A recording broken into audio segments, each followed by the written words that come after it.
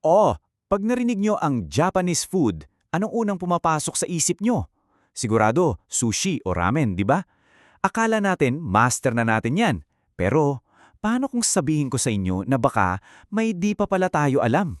Pakinggan nyo to. Galing to kay Yosh Dimen ng The Poor Traveler. Isipin nyo, dati isa siyang self-proclaimed hater ng Japanese food. Pero isang subo lang, isang kagat lang na bago ang lahat para sa kanya. So, ano ang sinasabi ko rito? Kalimutan muna natin lahat na akala nating alam. Tara, samahan niyo ko sa isang food trip. Titingnan natin lahat mula sa mga sikat na sikat hanggang sa mga tago-tago sa kanto para mahanap natin yung totoong puso, yung kaluluwa ng Japanese cuisine. So, saan ba nagsimula yung epiphany na yon? Nagsimula yan sa isang lugar sa Osaka, yung Endo Sushi.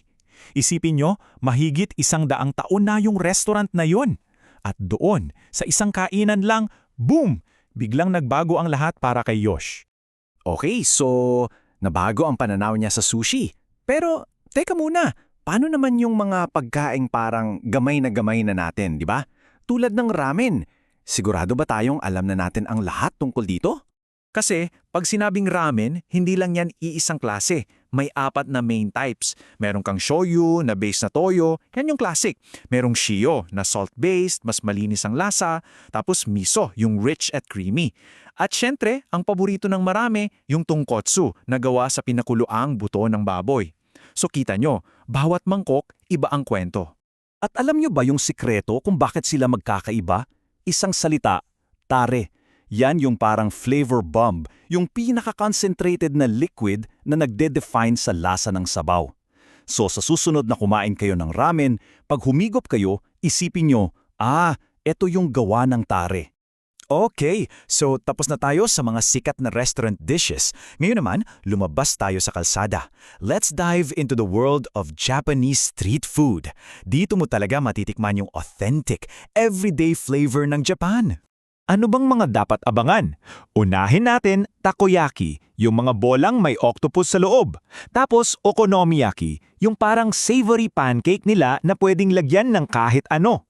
Huwag kalimutan ang dango, yung matamis na rice dumplings sa stick. At siyempre, yung nag-viral, yung 10 yen cheese coin na may super stretchy cheese. Grabe, bawat isa, ibang experience.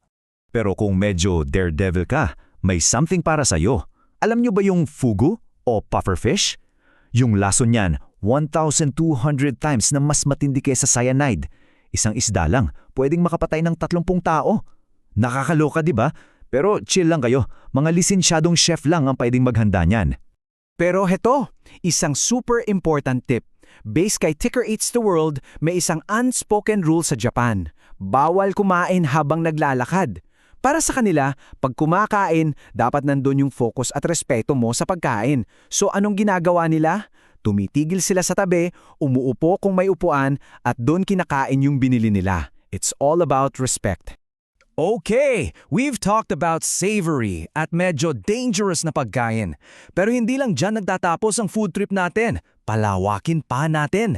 Tingnan naman natin yung sweet side ng Japan at kung paano nila sinisimulan ang araw nila.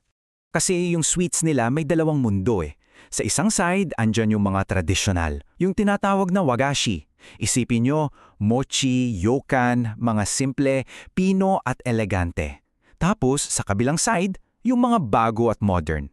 Yung super fluffy na souffle pancakes, yung napakagaan na Japanese cheesecake, at syempre, yung mga Instagrammable na Harajuku crepes. It's like old meets new sa dessert scene nila.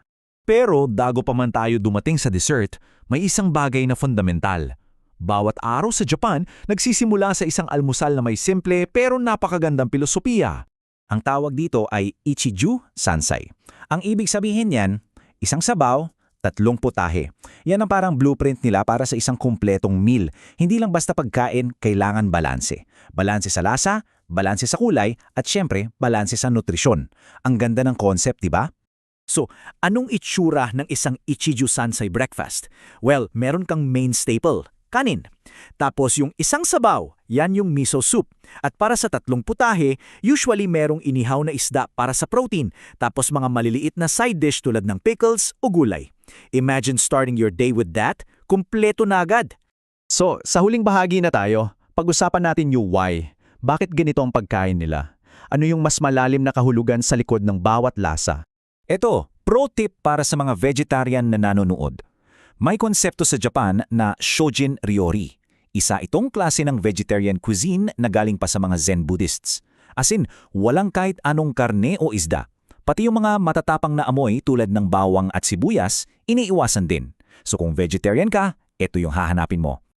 Okay, so bago tayo matapos, here are your key takeaways. Una, respeto sa pagkain. Huwag kumain habang lumalakad. Pangalawa, balance is everything. Pansinin nyo yung harmony sa mga pagkain nila. Pangatlo, para sa mga vegetarian, hanapin ang Shojin Ryuri. Pero mag-ingat lang kasi minsan may nakatagong fish stock o dashi sa ibang pagkain.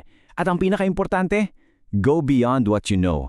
Maging open sa mga bagong matitikman. Kaya sa susunod na haharap kayo sa isang Japanese meal, sana maalala nyo to. Hindi lang yan basta pagkain na nasa plato. Bawat kagat may dalang kwento, may dalang tradisyon at may dalang innovation. So, ang tanong ko para sa inyo, sa lahat ng ito, anong lasa ang una mong susubukan?